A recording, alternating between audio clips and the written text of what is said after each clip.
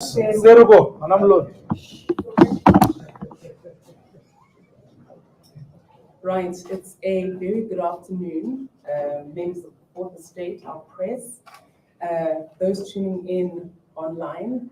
Very warm welcome to our first press briefing for 2023, which is a very important year for the citizens of Zimbabwe. It's the year which we not only go to the polls, but a year where the citizens win Zimbabwe for change. Now, in the lead up to that process, we're all familiar with the constitutional requirements that are necessary to be followed to ensure that we've got a free, fair, and credible election. And the most important of those for our purposes today is the delimitation draft report that was laid before Parliament on Friday, the 6th of January. It's a report that our parliamentarians, our lawyers, our statisticians, and other experts are currently seized with and are analyzing. And in fact, the submission by the CCC is being finalized as we speak to be presented to the Delimitation Committee, which is a committee of Parliament. And then obviously, what we're going to say today as the formal position of the Citizens Coalition for Change is what's going to inform the debate of our parliamentarians. I want to emphasize that everything that we're saying today is the substance of wide consultation we've had with citizens, electoral experts, and lawyers. Even though the formal report was only, the draft report was tabled on Friday, we have been seized with the delimitation process for just over 12 months now. The CCC has been engaging ZEC in writing and during multi-party liaison meetings. We have also been participating in some of the stakeholder meetings at district levels and giving ZEC our contribution, raising our concerns. Obviously, we have had challenges with the fact that ZEC has not always responded to our written submissions. In fact, we sent them a full dossier, which had a number of concerns, and that hasn't been responded to. And our position today is that it's not too late for these things to be taken into account. Now, before I go into the substance of the press briefing, I just want to, if I may, talk a little bit about the violence that we witnessed this weekend in Murewa. It's important to state that this is not an isolated incident. It's part of a wide pattern of violence that has permeated our electoral landscape ever since the Citizens Coalition for Change was formed on the 24th of January. We've seen in almost every single province violence perpetrated by ZANU-PF.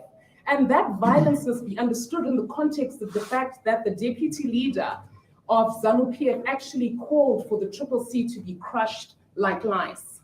It's also in the context of the fact that the leader of ZANU-PF actually called out and said, "Vakombe, kombai murove." He went so far as to say, "Vanbe CCC ngabatanganiswe." We also have on record meetings of ZANU-PF members when they call for the killing of our president, Nelson Chamisa, and for CCC members' homes to be burned, for them to be killed because they are sellouts. We've seen this in Matogo and in Season, Berengwa and Gutu and Chipinge, Murewa, almost every single province. And this is a reaction to the mass mobilization program that was launched by President Nelson Chamisa. It's popularly known as Mugwazu, but the essence of it is that the CCC has penetrated every single village, town, and city in Zimbabwe, something that ZANU-PF didn't expect and that they didn't budget for. And what the recent violence or the several incidents of violence have shown is that it's a myth that ZANU-PF, rural areas are ZANU-PF strongholds. The CCC has clearly penetrated these areas and they're running scared. Because what other explanation is there for someone who's 75 years old? You go into their homestead and you start beating them up. For the avoidance of doubt, we condemn violence in the strongest of terms. We want peace, we want elections, we don't want war. We don't want a repeat of these incidents. And we've said time and again that ZEC has a constitutional obligation under Section 156 to ensure that mechanisms are in place to avoid political violence. And yet they've been completely quiet. Also, the National Peace and Reconciliation Commission have an obligation to ensure that such incidents of violence don't take place. And yet, despite various engagements and written submissions by us to them, including dossiers, they do nothing. Same goes for the Human Rights Commission. And as for the police service, we've repeatedly said that ZANU-PF must stop abusing the police service to achieve its own ends. We call for an independent, impartial investigation into the violence that took place against our members in Murewa. And it's not enough for the police service, frankly, to just say we're investigating, because that's exactly what they said about Upton Mashaynika in July. Nothing has happened. They said they'd come back to us with a full investigative report after the killing of Mo Blessing Ali. To date, nothing has happened. To date, the killers of Mboleni Ncube have not been held to account. How many more CCC members must be beaten, maimed, or killed before state institutions carry out their constitutional obligation? This does not bode well for what we want, which is a free, fair, and credible election in 2023. Now I come to delimitation. As you're all aware, delimitation is an important constitutional process. In the context of elections in Zimbabwe, it's the fixing of electoral boundaries and the process of dividing the country into constituencies and wards for the purposes of electing persons as constituency members of the National Assembly and as councillors of local authorities. In terms of our law and our constitution, there are 210 constituencies in Zimbabwe.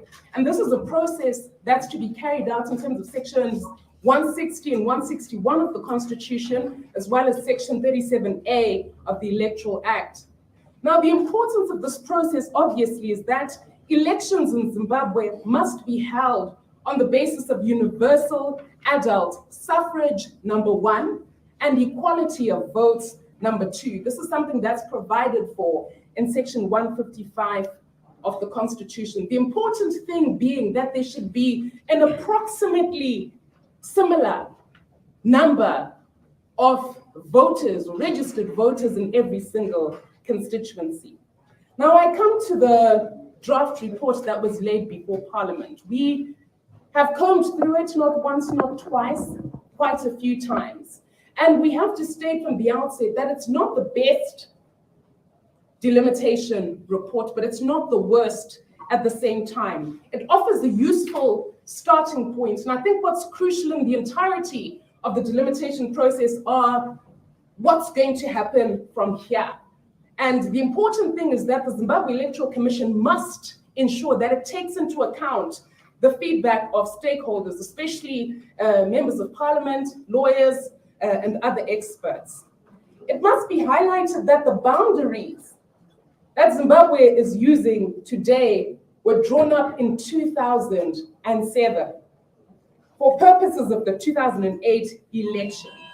And so we say that it's untenable, unimaginable, if not farcical, to go to an election in 2023 with boundaries based on data that is over 3 election cycles out of date.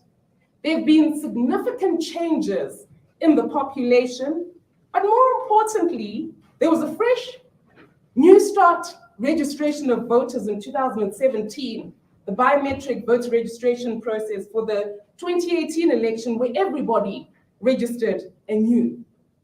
What this tells us is that the 2007 data, which is the basis of current boundaries, is wildly out of step with the geographic and other demographic information that obtains in Zimbabwe today. So efforts must go to improving the delimitation draft report so that we have boundaries that are in sync with population and registration data. It's no answer to just say, oh, we don't like it, we're throwing it all out. That is not the position of the Citizens Coalition for Change. Now, I'm going to highlight our key points. We've got 5 key points that I'm going to touch on, and then I'm obviously going to defer proceedings to our technical lead on delimitation, who's Ms. Ellen Shiriedenga, to add a few more points on the data. But I wish to highlight 5 things. Number 1, we restate our demand for an electronic copy of the voters' roll. Everything, when it comes to delimitation, turns on the voters' roll. It tells us the number of voters in any given area. You know, we can't just get a table from ZEC saying that there are 33,000 voters in Mount Pleasant or 22,000 in Bulawayo Central. That's not enough. We have to see the actual voters' roll so that we can ensure that the data that they're giving us meets the verifiability test. Our constitution says that an election must not only be free and fair, it has to be verifiable. So that is the foundational document. It's the syllabus for any election, and we can't understand for the life of us why ZEC would hold it. And without it, it must be emphasized, we can't really have a meaningful conversation about delimitation. And so we repeat our demand for a copy of the electronic voters' roll. What has the CCC done? Obviously, we put the Zimbabwe Electoral Commission in Mora. We wrote to them months ago, actually, demanding an electronic copy of the voters' roll. They've neglected or refused to give us a copy of that voters' roll, and so we've actually taken them to court. We've got a litigant, Rusty Malcolm, and a number of other citizens and stakeholders have done the same thing. It would be a shame if ZEC did not carry out its constitutional obligation to make available the electronic voters' roll. Number two, the question of the 20% thresholds. In terms of the law, there should generally be an equal number of voters in each constituency in Zimbabwe. This is something that's provided for in the Constitution. Specifically, Section 161, subsection 6, says that there should not be a variation or a difference of more than 20% between any given constituencies and the number of registered voters. Now, it's important to highlight that Section 161, subsection 6 does not mention any average. It doesn't speak of a median. The critical issue, as far as the CCC is concerned, is that whatever mathematical formula you use, it mustn't arrive at a situation where there's a more than 20% disparity between the registered voters in any constituency. And you know, an example of this, and Ellen is going to give you more, is Mount Pleasant has 33,153 registered voters according to the table. We don't accept that figure until we've seen the electronic voters roll. Then you've got Bulawayo Central, which is 22,115. That's a variation clearly of over 20%. What that will mean is that those who are registered in Mount Pleasant, they don't have the same equality of votes as those registered in Bulawayo Central.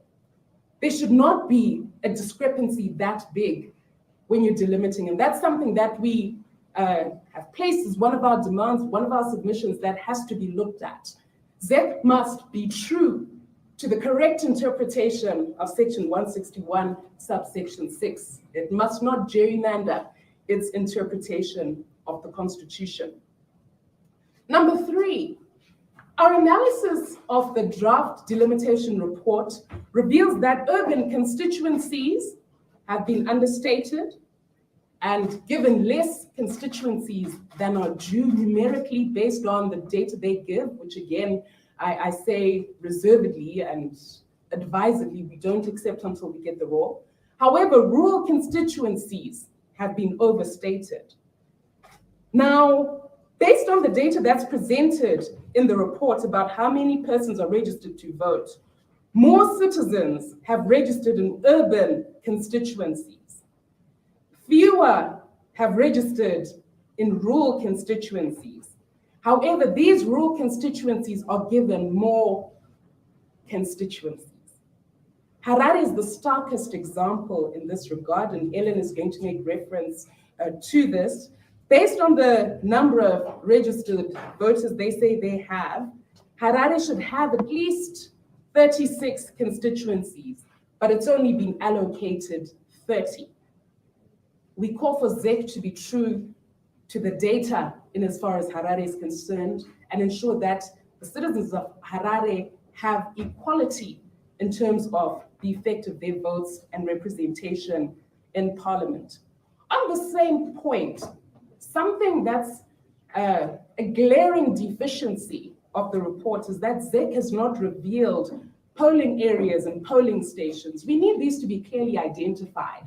We want to know which polling area, which polling station is which, because one of the key principles under Section 160, Section 161 as well, is we have to look at the geographical data before deciding on a boundary. So they must tell us where the polling stations should be. And there has been concern of gerrymandering around the drawing of boundaries, which is something obviously we won't accept.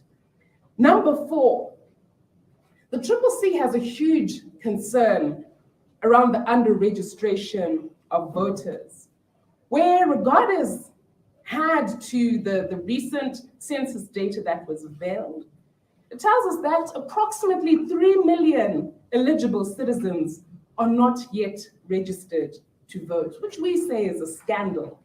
Constitutionally, ZEC has the obligation under Section 156 to ensure that every eligible citizen is registered to vote. What happens to those 3 million?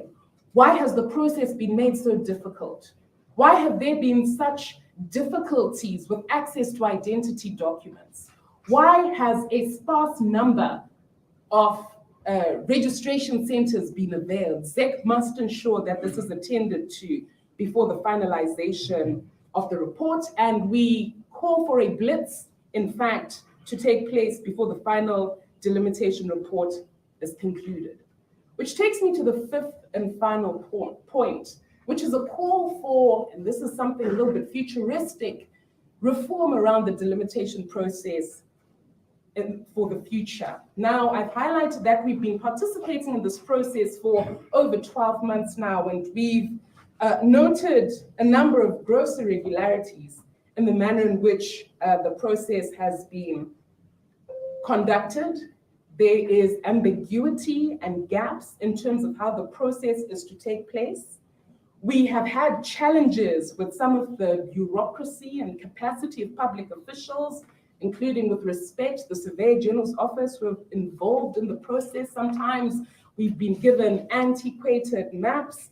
And so for the future, we really recommend the enactment of a Delimitation Act, which spells out the process very clearly so that we don't have problems. I'm sure we've all seen what's happening. Even ZEC itself seems to have ambiguity around how this should take place. That should never happen. There has to be certainty and positivity around the procedure. So we call for a Delimitation Act that establishes the Delimitation Commission, whose sole business is to ensure the boundaries are correct. There have to be delimitation regulations that are very clear about how stakeholders are heard in the process, how their data is not only publicized, the time at which the voter's roll is availed to everybody, and this should be non-negotiable to ensure that the data is correct. And so with those 5 points stated, these are the 5 points that are going to drive our engagement in Parliament and our submissions to the committee and to ZEC. I'm going to now defer proceedings to Madam Shiriebenga, who's going to elucidate on some of these points and highlight other technical aspects. Thank you. Thank you, Fadzi, for that elaborate presentation. Good afternoon, everyone, members of the press. We are here as the CCC to articulate our response with regards to the delimitation report, which I'm sure most of you saw it in circulation last week. Before I get into the nitty-gritties regarding our what we verified in the report, let me just give you the add on to the context which the spokesperson spoke about. Firstly, let me talk about the procedural issues that we observed towards the drafting of this delimitation report. First and foremost, let me reiterate the fact that we as the CCC, we did not sit back on our laurels while the process was going ahead. We tried engaging ZEC, and even in some of the consultative, in fact, in most of the consultative meetings, we sent our representatives to actually go and listen what ZEC was presenting on, and also make submissions with respect to the aspirations of the CCC. First and foremost, there's the aspect of the fact that ZEC failed to avail the voters' roll. I think Fadi elaborately spoke about that. But the implications with that non-availability of the voters' roll, at the end of the day, we are not able to validate the delimitation process because we don't have the statistics. As you might be aware, one of the primary determinants of the delimitation exercise is the number of registered voters.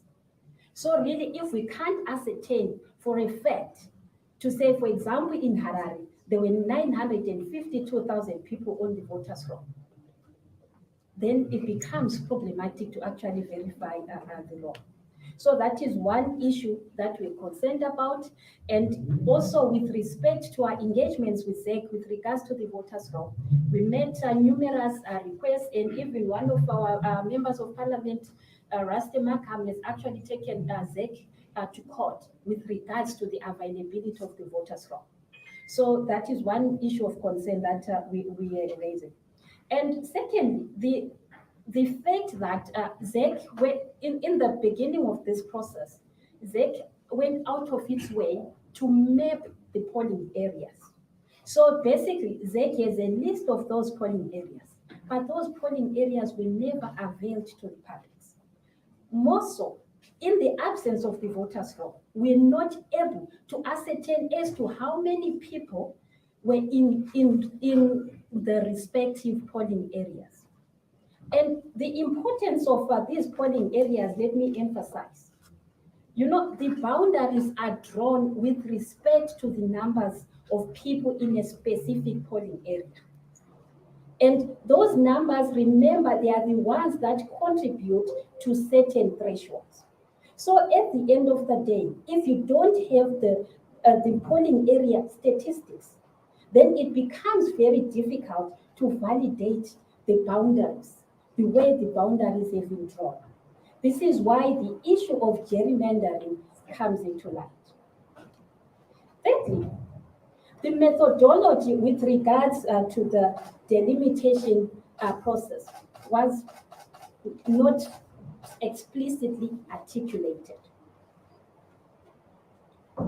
The fact that if you go to our constitution, section 161.6, it is clear with issues to do with the community of interest, for example, that when delimiting the boundaries, you should ensure that people or citizens that have similar characteristics, they reside in one ward or polling area, so as to have that continuity with regards to issues to do with ethnicity, means of communication, and also there are issues to do with geography. So those issues were never articulated by ZEC as to how they're going to take them into account. And those are some of the issues which the stakeholders during the public consultative processes were supposed to discuss and present. If you are aware, sometimes they even, some traditional leaders, just a few weeks ago, they actually came out to say, no, we're never consulted. But you know, the traditional leadership system, the chieftaincy boundaries, they are very paramount in our Zimbabwean culture. So those are some of the considerations which were saying they were never fully taken into account by ZEC.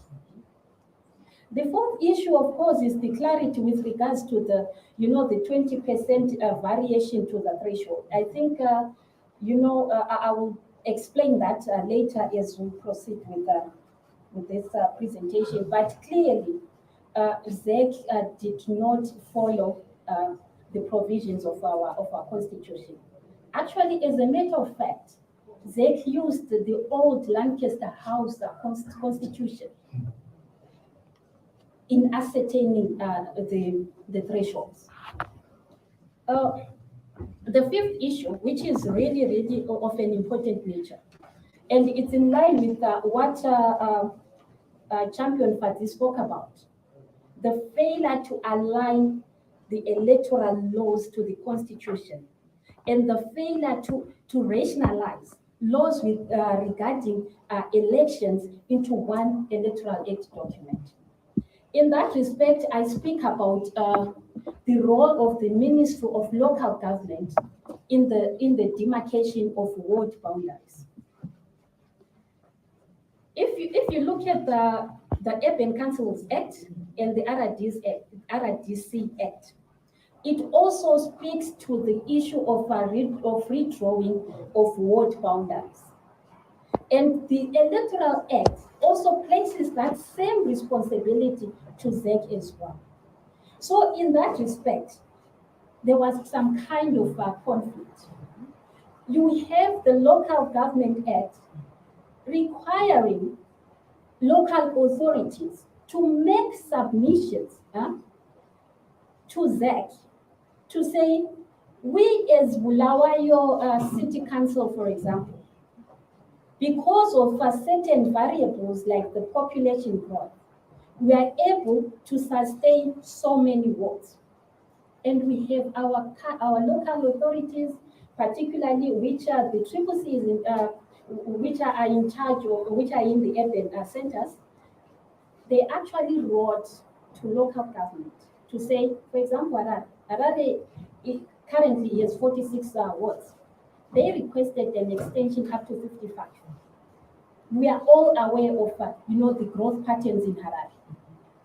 That growth that request to increase the number of wards was necessitated by the population growth in Harare.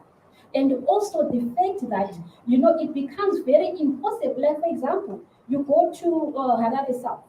Harare South is a constituency, yes, but it's also a ward. That's ward number 1 in Harare. It's got a population of over 84,000 people. And that's that ward is being serviced by one councillor. So on that basis, Harare City Council felt, no, it's prudent that we increase the number of wards so that we don't place a lot of burden on councillors and on service delivery as well. But that request was rejected. So this is why I needed to emphasize the role of the local government ministry in this respect. Getting into the detail with regards to our analysis. First and foremost, our constitution speaks to the equality of the voting strength. To say all constituencies should resemble some, equality in terms of voter registration figures. Same applies to local authorities. If you have Harare, for instance, as a local authority, the number of wards within that or local authority, that should resemble some sense of equality. They should be equal. That's the equality of voting strength. Because each ward, for example, is 1 vote. So that's the equality of voting strength we're talking about. But then if you look at the way the thresholds were calculated, there's the equality of voting strength, but also there's section 161.6 in our constitution. It speaks of other considerations with regards to delimitation. Because we should appreciate that, not all wards or constituencies are the same. They've got specific variables. You can't compare rural and urban. They've got certain geographical, differences. So those are some of the considerations. When it comes to that, the Constitution says, in order to accommodate those other considerations, let there be a 20% variance factor. That variance is to at least give some sort of allowance to accommodate those different variables within the constituencies and within the wards as well. What we have noticed is the CCC, I think our spokesperson was elaborating on that. There was the miscalculation of that 20% variable. In fact, there was a misinterpretation of the Electoral Act. The average number of constituencies throughout the country is 27,640. What ZEC did now, despite the, okay, let me go to what the law says. The law says the way the 20% that plans or 20% variance should be calculated based relatively on the other wards or constituencies. So there should be some comparison between the two. There should be no ward or constituency which is more than 20% when it's compared to the other. Despite that, we have Bulawayo Central, for example, which has the least numbers of people that are registered, which is around 22,000. You speak of Mount Pleasant with 33,150, which is the highest. You calculate the variance, the percentage variance between those two constituencies, they are 40%. And clearly that is a violation of our constitution. This is the premise where we come in with our response is the CCC. But that miscalculation has some derivative impact on the allocation of seats per province. What we call malapportionment. You go to Harare, for instance. Harare has been given 30. It has been shortchanged by 4. Harare has the most number of registered voters. And then you go to Masvingo, for instance. Masvingo has a population of 632,000, and it has been given 26 wards. Yet Harare with 952,000 has been given 30. We are coming from a position of what the Constitution dictates. So we are saying there is need to rationalize the number of constituency seats per province. Going further in that respect, you would note, for example, that we have Masvingo province. Compare Masvingo province with the Mashonaland East and the Mashonaland West. Masvingo has less number of registered voters when comparing to the two provinces.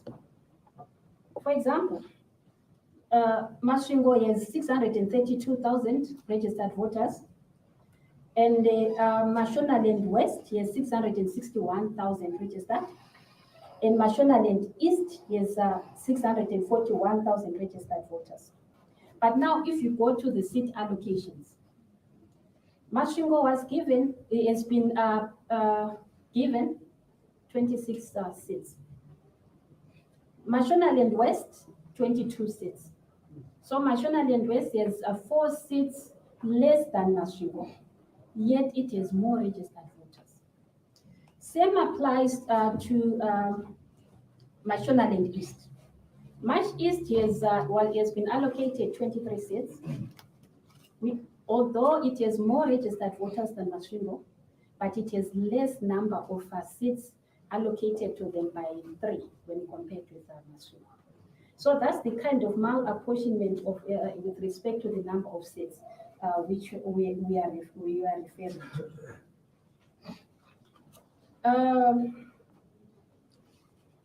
There's another compelling issue that we noted. In terms of assigning higher thresholds to urban constituencies and urban wards. For example, you talk of Harare. Harare as a province has been allocated a higher threshold with an average of about 31,000, which is on the high side. But then you go to other provinces, there is that, that contradiction. So now that is the area that we are kind of concerned about, to say, what is it that ZEC considered in allocating those thresholds? Notwithstanding the fact that they add in terms of calculating that 20% variance. So this is one issue that we are saying we are taking to Parliament to say that issue, that anomaly should be rectified. Fadzi spoke about, the issue of underestimating the urban constituencies and urban wards in terms of, the numbers of constituents, urban constituencies.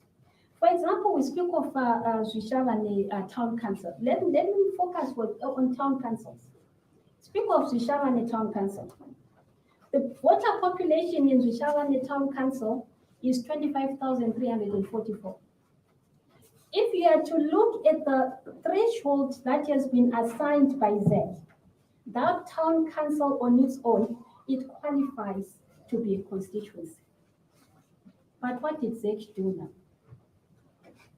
ZEC had to literally take away some of the wards in Zwishavane.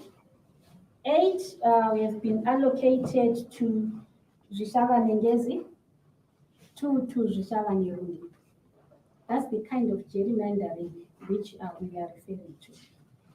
We go further to even Bindura Town, for example. Bindura on its own, it does qualify to be, Bindura is a town council.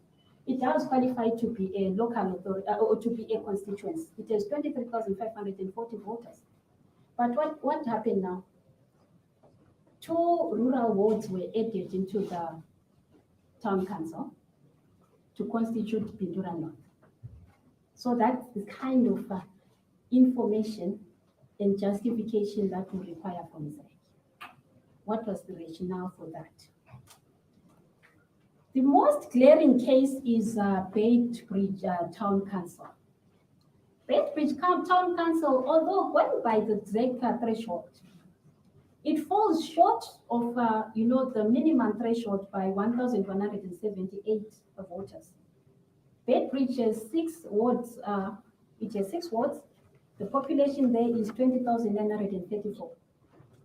Ideally, would have expected a situation, because remember earlier on, we spoke about section 161.6 with regards to other considerations in delimiting the boundaries, the community of interest. But that was not taken into account. We have a Beitbridge town with its 6 wards.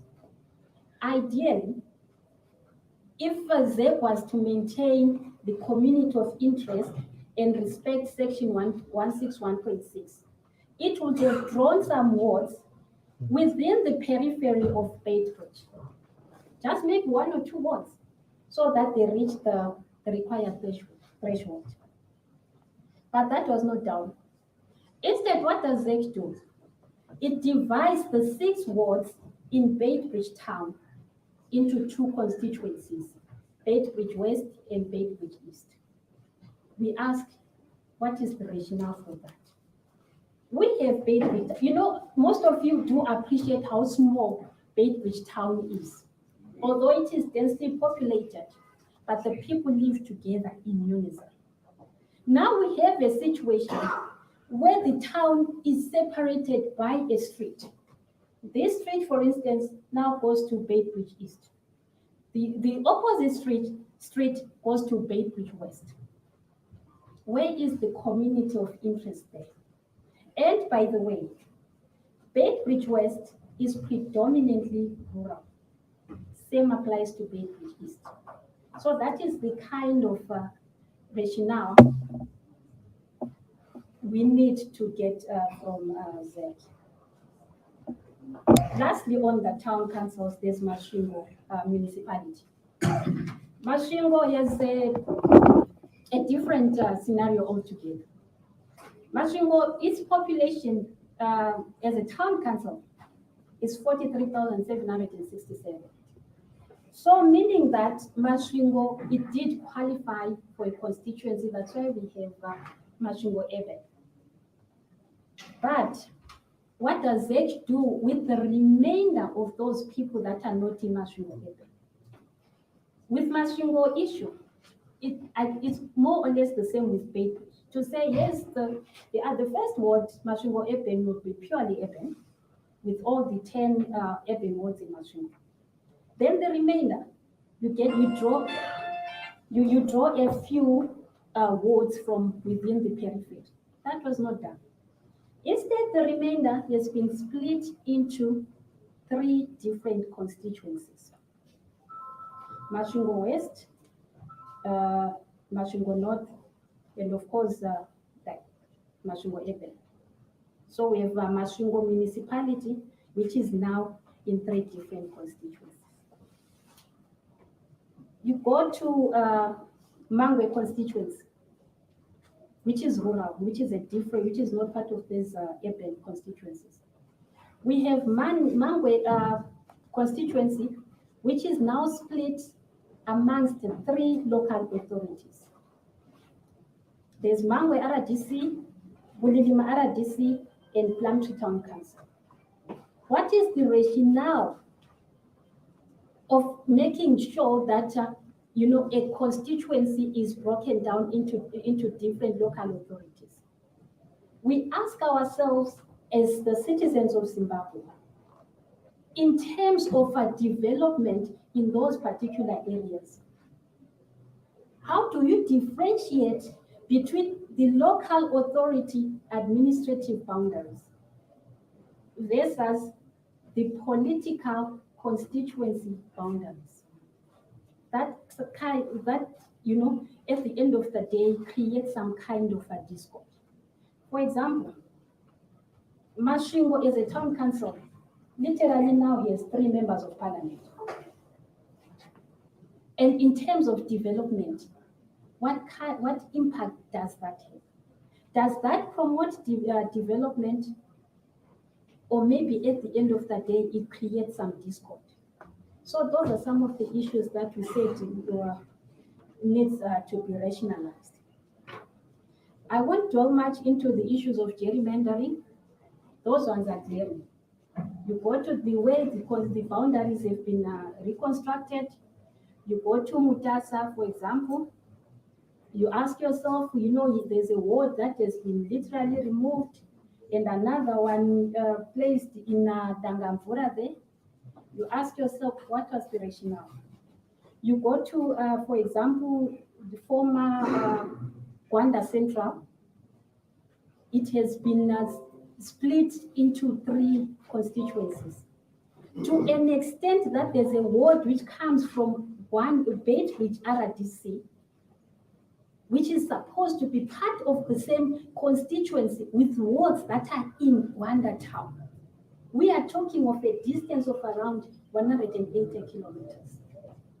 And that is another classic case of gerrymandering. Harare, for instance.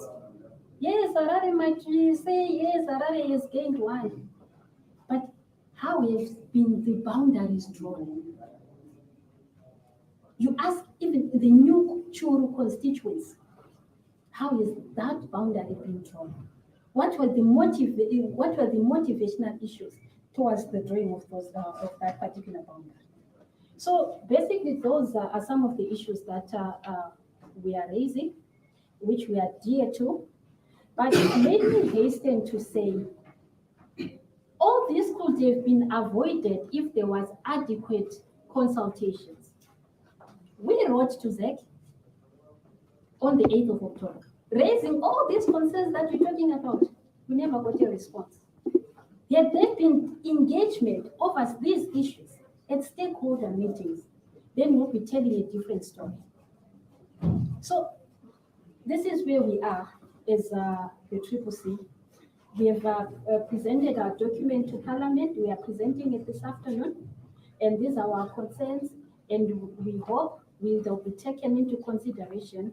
But like what our spokesperson reiterated on, these are issues that can be rectified. What we simply do not envisage is us going back to the 2008 boundaries because they are no longer valid in this case. We had a BVR exercise in 2017 with new people on the voters roll. Surely we can't have a new voters roll with all boundaries. We can't revert to a situation where we have a Harare South ward councillor servicing 84,000 people. While list others, for example, in Hutu, there's a constituency currently with around 14,000 registered voters. There's that discrepancy.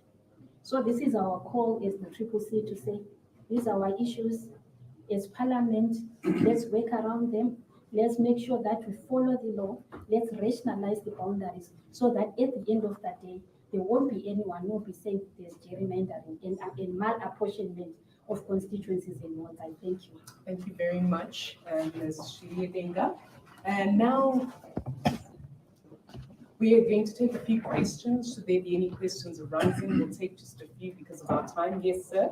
As usual, may you please state your name, the news house you're from, and stick to just asking one question so that we can have as many as possible in the limited time that we have. Thank you, Pat. I would like to ask, considering the fact that you have been sitting in various meetings with ZEC and you have made your submissions in that regard, do you think after interpreting this report, the legislators will be as well as you making these findings and submissions, is there going to be a change in that regard? There has to be. There has to be. There has to be.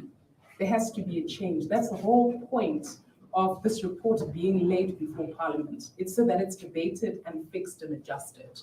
The law doesn't envisage that the report will be perfect, although ZEC does have an obligation to consult stakeholders. And every single recommendation that we've made is something that can be fixed in the limited time that's available. I think in terms of the timelines that ZEC gave, they wanted to finalize the process by about February, March. There's enough time if they're sincere. We've seen them act in an accelerated manner previously. We saw it in 2017, we saw it in 2018, where they were serious, for example, about voter registration.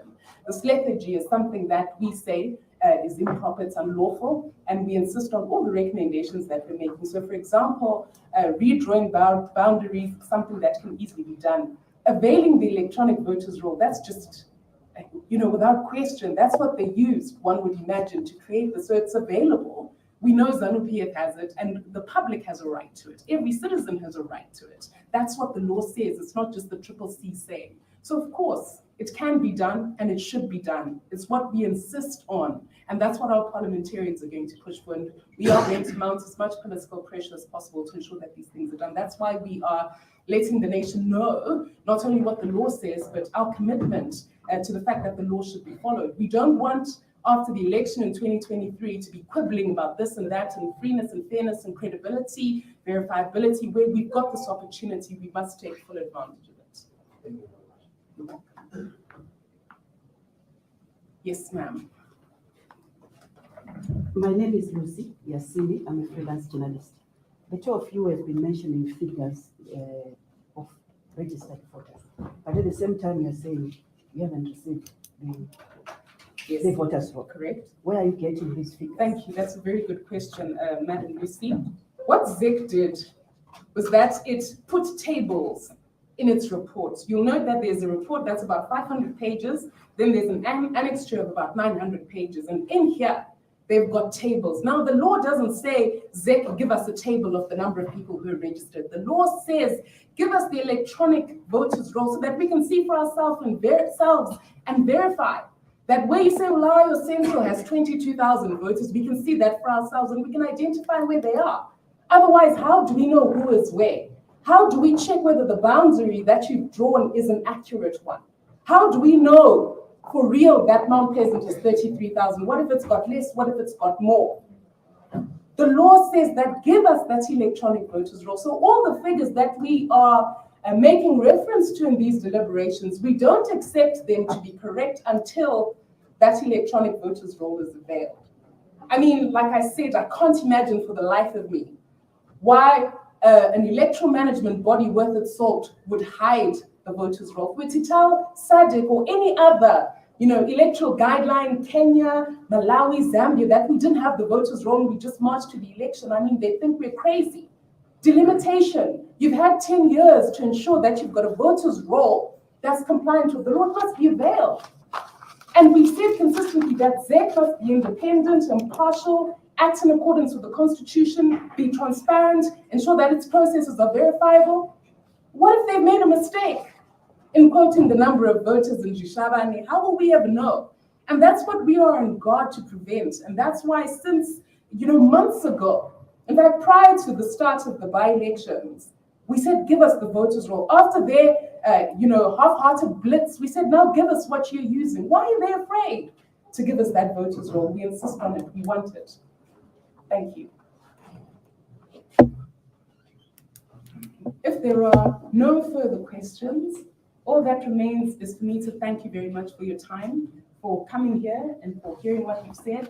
What we urge the citizens is let's keep a keen eye on the delimitation process. It's not something that we can just relegate and say, no, whatever happens in Parliament. As citizens, everybody has an interest in ensuring that their vote matters, that their vote will be equal to all the other votes in the country, and to ensure that we've performed our civic duty in holding all administrative authorities to account. As the CCC, we continue to urge all young people, old people, let's go and register to vote in our millions. Let's turn out to vote on voting day in our millions, and let's then defend the vote in our millions. This is the only way we can get new ethical leaders. Zimbabweans want and deserve a new government led by Advocate Nelson Chamisa. Thank you very much.